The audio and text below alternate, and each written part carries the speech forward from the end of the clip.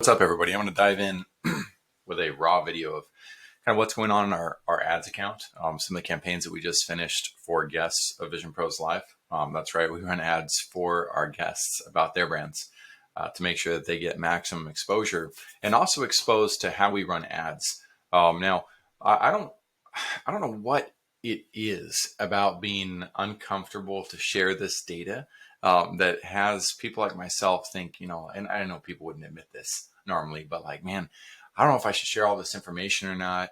I don't know what types of repercussions could exist. The fear of the unknown can easily tackle us, but I think it's so important as business leaders that we do create transparency, that we do show people what's going on. What's interesting about these campaigns, and we'll look at them from the ad set and the ads level as well, is that the campaigns we've been running for a while now for our own brand have been performing worse than the campaigns that we run for our guests. Now, they're totally different style of campaigns, but as I was doing a little bit of pondering and research today, I decided that it was time for us to go back to our roots of what we're doing. And I also knew that the quality of the ads has a long way to go. We've got a lot of things to improve about making sure that the design is completely attractive, to make sure that the experience for the user on Facebook is enhanced and they're not struggling to understand what it is we're offering and why we're offering it. Branding is so critical and imperative for growth. If that wasn't the case, then most of the best brands in the world would not be constantly creating new TV commercials. They are. Go and watch TV and see what brands pop up. The same brands that you've seen pop up for years. And it's not because they're struggling and failing. It's because they're winning.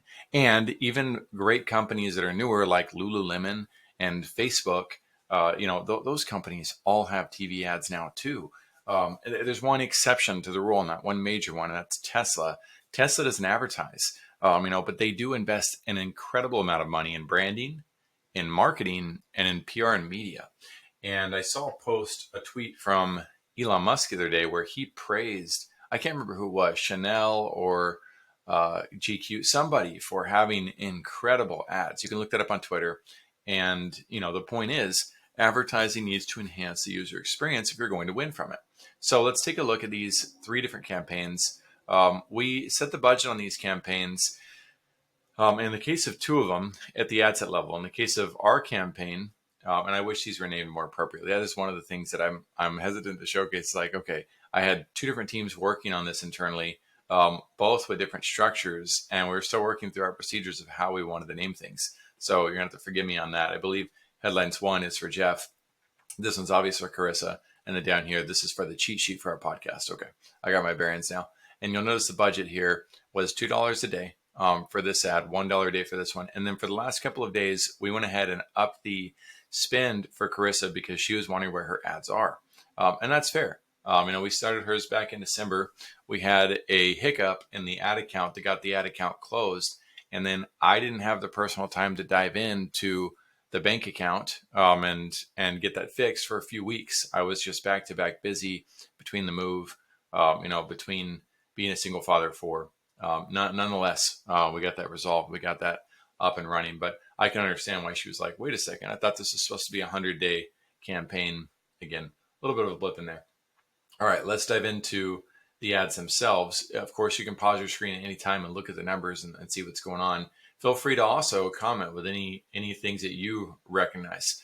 The biggest thing that I'm recognizing right now, and I'm super uncomfortable with, I'll hit head on, and that's that the quality ranking is still below average or average at best. I mean, above average in this one.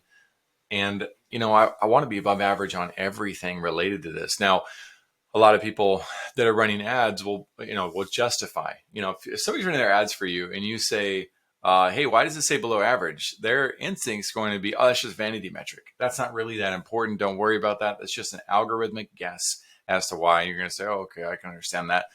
I don't necessarily agree with that.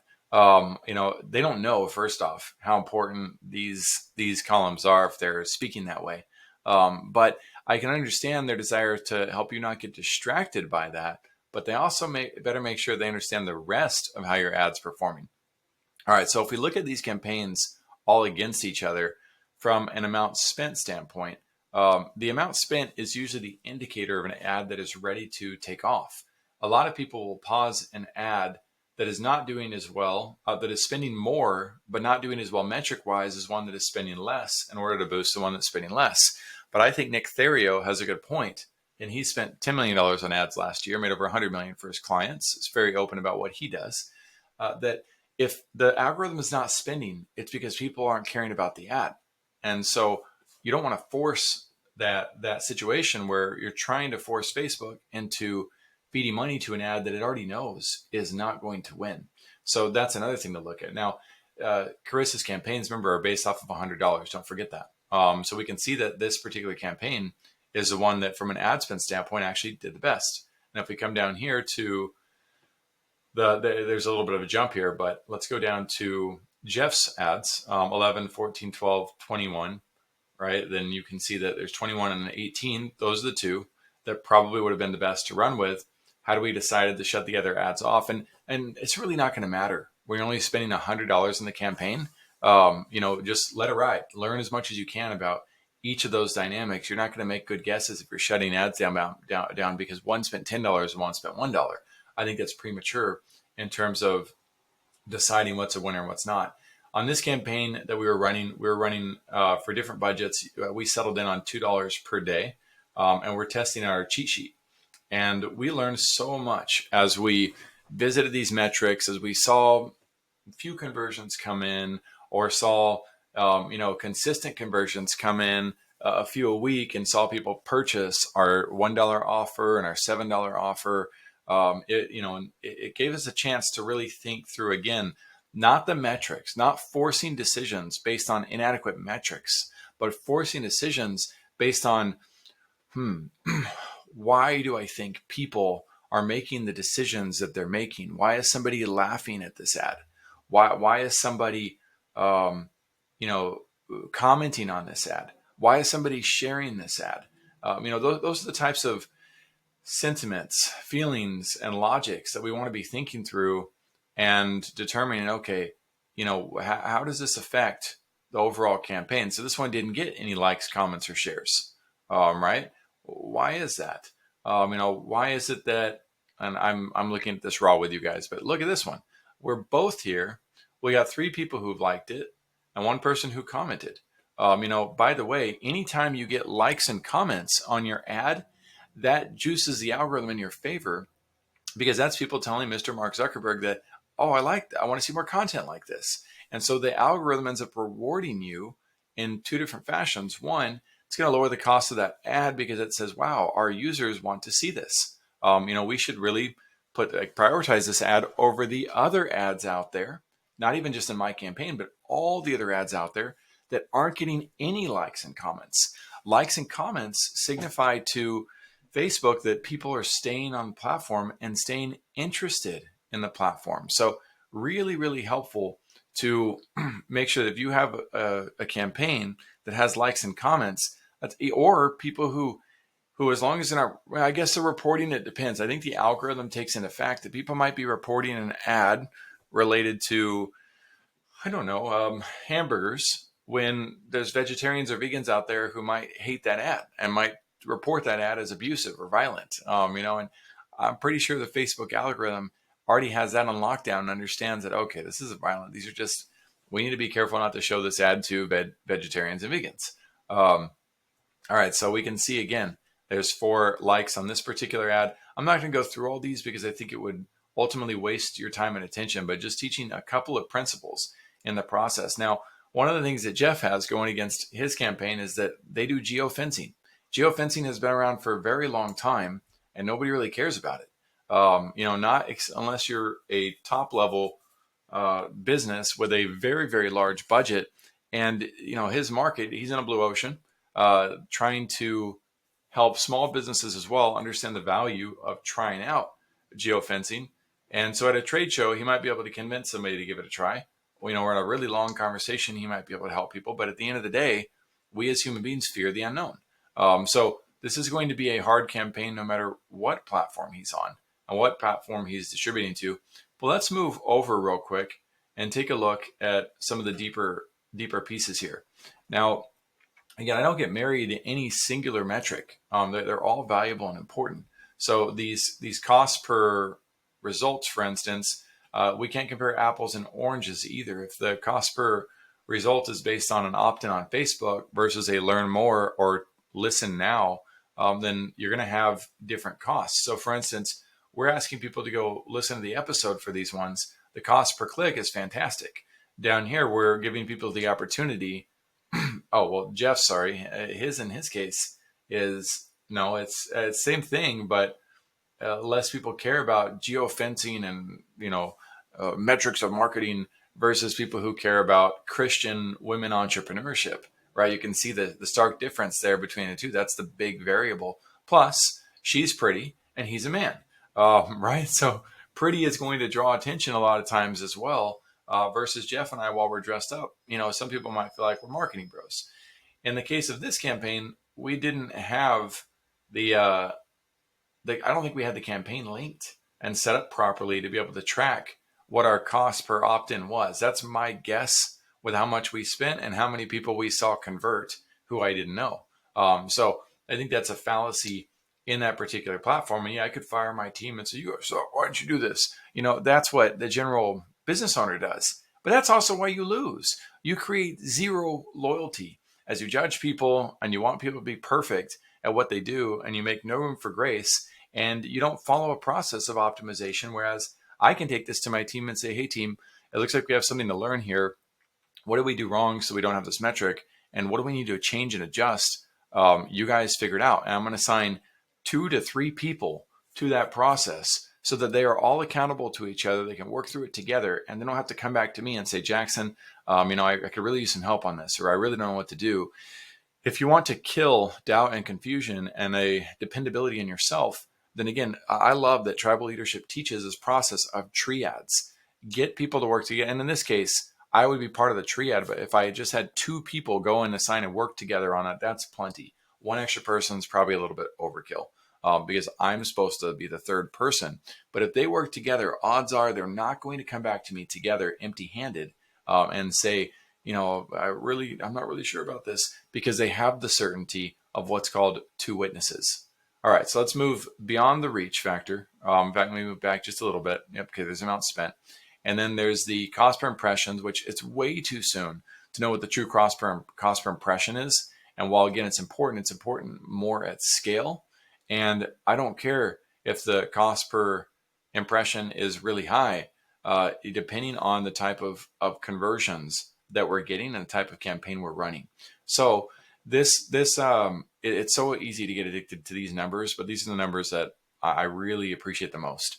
And so the the click-through rate and the cost per click, it's ideal to have a low cost per click so long as it's not affecting the amount of money you can spend on a campaign. You want scalable campaigns, not finding the one random person on Facebook who did happen to like it over and over at slow speed, when you need to have lots of distribution, lots of people connecting to your brand. So if you just look at these numbers while I talk too, you're looking for a number that is near or 1% and a cost per click that's below $1. That's what we're looking at here. And then the cost through the click-through rate and the cost per click all. This is, people who clicked on elements of the ad, not just the call to action button. So let's just scroll through these real quick. You can see, again, a lot of Jeff's campaigns didn't do well from a click-through rate because, it's a much more exploratory blue ocean. And the challenge of the blue ocean is people don't know what they're getting. But you'll notice that our campaigns for our brand did far worse than that of our guests. Now, I want to dive into why that is. And look at it. Still, though, it's an above average quality ad.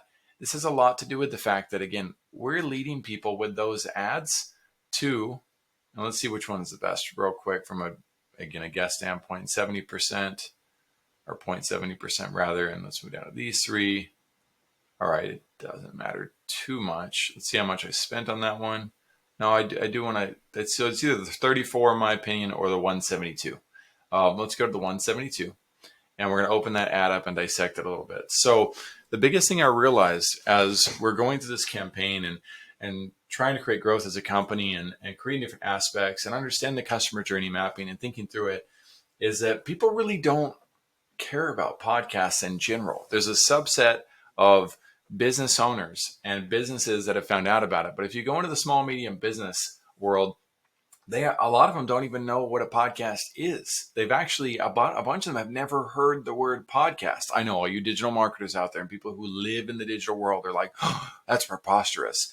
No, it's not. The Curse of Knowledge is a great study by Harvard where they taught the principle that if, for instance, if I give a caveman a water bottle, he's going to try to break it open to get the water. He doesn't know there's a push button or a twist top. He's never seen that before. We take those little elements for granted and call them common sense because we understand them. So hear me out when I'm trying to help you see beyond what you can see yourself. There are tons of businesses that have never heard of podcasts before. There's others who, might know that, people read books on audio on podcasts, or there's interviews that are happening online. They know what a radio show is. Most people these days know what that is. Some of the younger demographics might not. They might not even know that you can access the radio in the car. I don't know.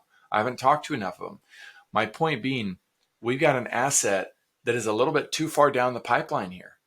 This is about people who want to actually get on podcasts, and the market still needs educated on what a podcast is. And we have another asset for that. But I was silly when I created that campaign and not remembering and recognizing that you usually want people to start at the top of your slide. You don't just throw them randomly on a slide and hope they don't get hurt as they land on it.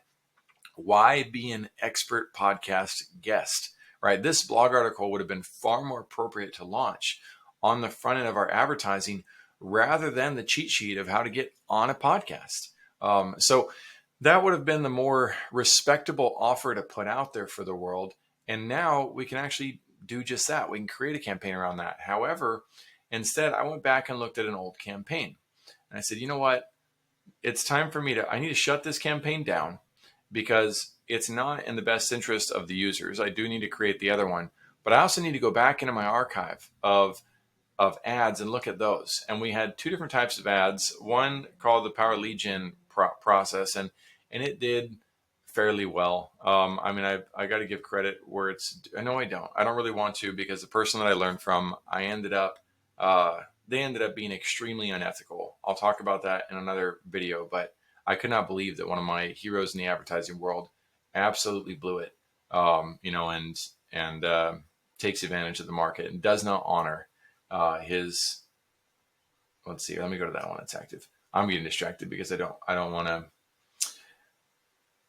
to talk about that right now. I want to stay focused on our ads. So before we launched the campaign with them, which again did pretty well, we had an ad that was crushing it. So thank you, Guru, for having us pause our ad that was absolutely crushing it. My fault for listening. I mean, a $25 cost per lead registration, and in the best season before, this was during Black Friday. During the best season, we were getting a $12 cost per webinar download. Just look up industry averages for cost per lead for webinars, and it'll blow your mind the difference between what we got here and what the average is. Let's move forward to the next campaign stage. So I just reactivated these ads, and you'll probably be able to see why I did it. So over here, you can see that I also didn't activate all the ads, and some of the ads weren't meant to be activated because they were test ads. And we no longer do this color block testing, by the way. It's completely erroneous. The philosophy behind it doesn't work. But that's a different topic for another day. You can probably explore color block ads on Reddit and see some really good arguments as to why. So these are the ads that we just reactivated. And again, we're going to focus on these ones because I want you to see why these particular ads are ones that we reactivated. All right, and then I shut that last one off because it's a duplicate of one of these, and it didn't actually have the shorter form copy that it says it does. So the one that I'm most excited about is the one that spent the most. Again, that shows that there's scale behind it. And then, of course, these two right here are more likely to trail behind in a good way, than the 507 at 394, than the ones that didn't spend a whole lot. But even still, the metrics were enough that I wanted to take a look at it and see what happens, because we're also a year to a year and a half removed of when we were running those ads. So the cost per impression, you'll notice, is really high. Why? This is a conversion campaign. I think that has a lot to do with it. This is not a branding campaign. And let's see here. Let's move to the next stage, you'll notice that in the case of these ads, most of these ads outperformed from a click-through rate the other ads that did not have such a high click-through rate. But you'll also notice the cost per click was higher too, right? So one could say, well, those ads aren't going to do very well because the cost per click was higher. That's not true. It depends on the quality of the lead as well. It depends on the type of targeting that we're doing. In fact, I'm probably going to end up adjusting the targeting for this campaign, or we're going to create a separate ad campaign and adjust to broad targeting because if I remember correctly, this was targeting a very specific set of demographics. And the demographics was most likely Infusionsoft users combined with one or two other aspects of entrepreneurship or leadership.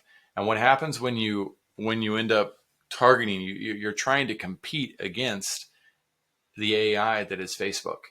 Facebook has incredible AI in here. And so, I would be curious, knowing who runs your campaigns, do you believe that the person running your campaigns who feels like that's their best asset, like that's what they're best at, do you believe they're smarter than the Facebook AI? My bet is not going to be on them. It's going to be on the AI that Facebook has. That doesn't mean that they don't have other aspects as to why they're valuable, but that's the ultimate conversation that we need to be having with advertisers who are addicted to their value being set on the fact that they know how to target, and that's wrong. That's not their value. If they know how to target, they need to create great ads that make it easy for the algorithm to see that this is our audience. For instance, if you've got an ad, let's just look at these. In fact, sorry, I'll dive in with our own examples. Right? The example in this ad is, why the hell are coaches with no credibility killing it while you struggle to make ends meet? Right? And you can see here, you've got an image of a female coach perhaps that is stressed and frazzled based on the hair, based on the hand position. And she's looking at all these young guns who aren't great at what they're doing, but they're making $20,000 a month. And she's not. Right? So that imagery right there, it helps Facebook's algorithm can see that and say, okay, this is about making money per month. It can see that, I promise you. It can see what the ad is about from the description here. It says that this is for coaches, right? And this is about credibility, and this is about people who are struggling. This is about marketing and getting people the distribution working so they can be in high demand. Okay, this comes from a business called First Class Business. There's a product that's mentioned here. And this is a learning opportunity, right? All of this information, let's read the rest, partly because they're advertising and marketing, right? Well, that's partly why let's go back. Why the other coaches with no credibility killing it while you're struggling? Partly because they're advertising and marketing. But there's a secret to success, a secret that you're rushing past if you choose to skip this workshop. Don't regret missing out. We break down marketing for you in a way that blows away any system you've ever wasted time on. If you still want cheap and fast, go away. If you want the hard truth about leadership and marketing done right, then buckle up. Click the link below to see how real high demand works. Right, so then there's a link to it. It's clean. And all these likes down here, all these comments and all these shares, all of these continue to reinforce to Facebook, oh, if this person likes it, their audience that's connected to them is going to like it. And you're going to have a snowball effect with the availability of the ad. Your ad's going to continue to perform better because the algorithm is allowed to play ball and is allowed to work without some overbearing ad manager coming in and say, nope, I know better than the algorithm. I'm going to shut this off.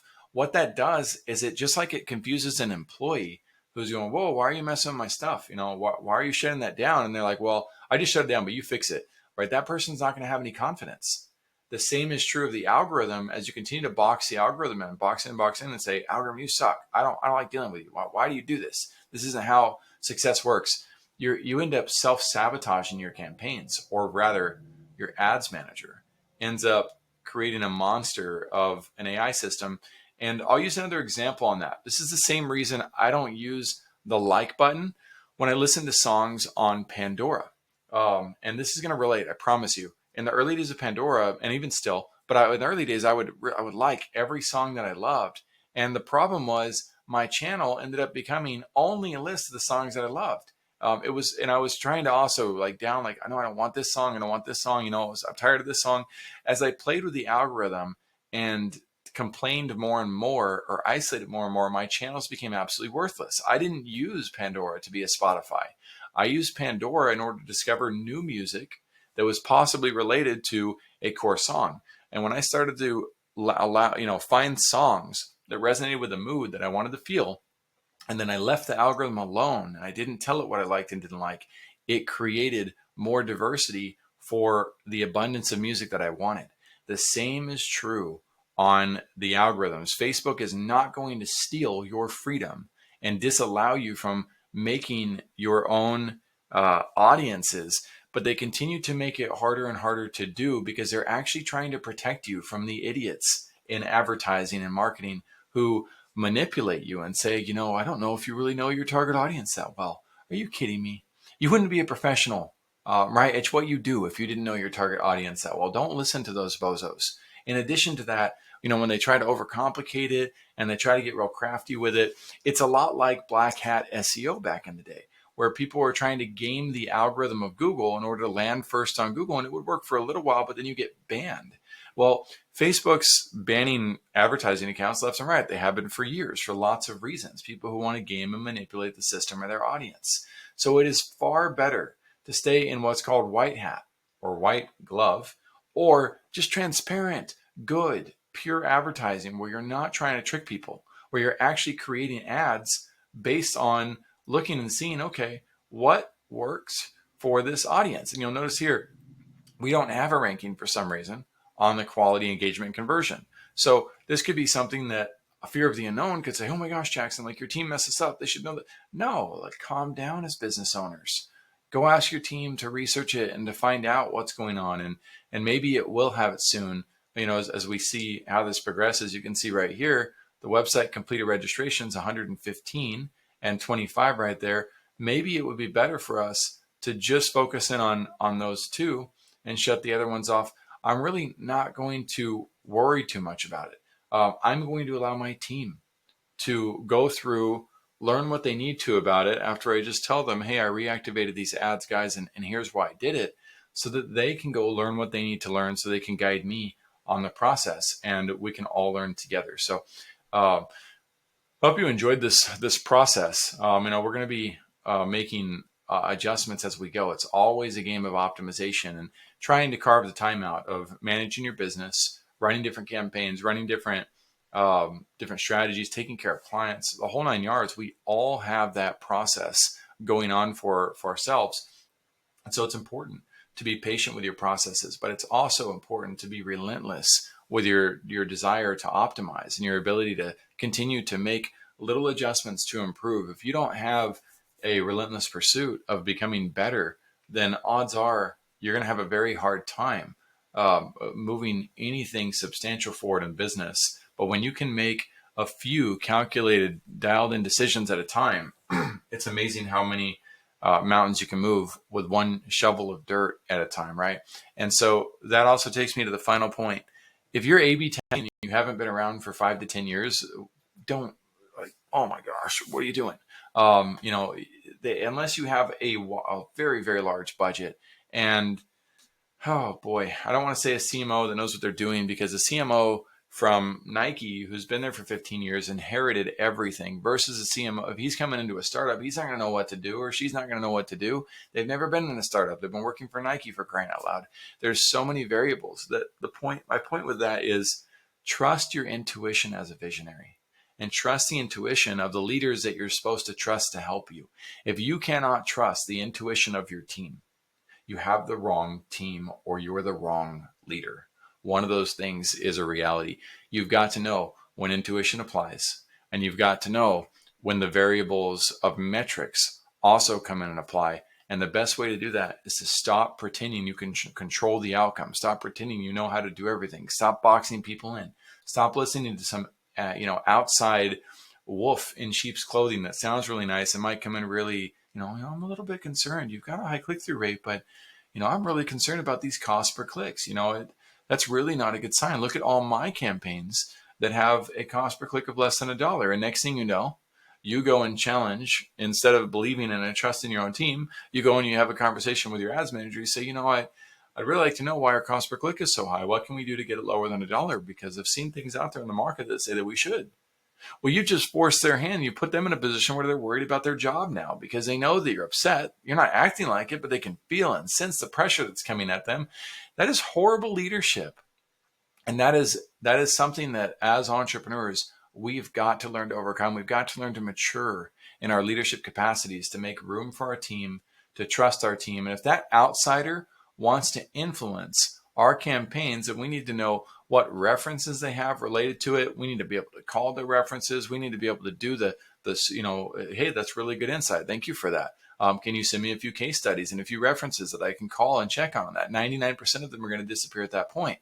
But then I'm going to go back to my marketer and I'm going to say, hey, I think you're doing awesome. I'm really happy with how things are. I had the opportunity to meet with this wolf today, this person today, and they had some insights, but I don't think that they know. I know, and for a fact, they don't know enough about the variables of what we're doing. So while I can see the value of having a lower cost per click, what do you think about these campaigns that they're giving us compared to what we're doing? Let's take a full look at it. Let's really pull back the curtain and look at everything. And that person might say, well, we do have to look at the campaign types, and this is the type of campaign they were running versus this one, and they're really comparing apples and oranges. What I just learned was, okay, said wolf is just trying to win the contract. They're just trying to manipulate me into a truth, and they probably didn't mean to do that. They probably just are a really bad consultant, and they don't know how to evaluate things from a holistic perspective. So that, we've got to, again, we can't make excuses and blame the wolves out there for eating us. If we're playing in the jungle or we're running through the forest, of business ownership, and we don't know what we're doing, you're going to get eaten by a lion or a snake or stung by a bee or bit by a spider, etc. You have to know what you're doing. And I do my best, and my team does their best to help you know what you're doing so that you can get the sustainable results that you want by being a wise steward and a great leader in the industries. I hope this was helpful and effective for some of you. And, we would love to know in the comments, what you think of it. Is this helpful? If you want to challenge it too, please challenge it. But the more you engage with us and tell us what you learned or what you need or what questions or confusions you have, the better our content is going to get too. And the more likely we're going to serve you with exactly what you need or what you want. So please engage on that. And if you found it helpful, then of course, subscribe and like, because we'll be coming out with more and more content like this and striving to create transparency in a business world that has far too much darkness in it. The light is abundant, but so is the darkness. And the light needs to overpower the darkness if we're going to create sustainable revenue growth for businesses all throughout the world. Thank you all.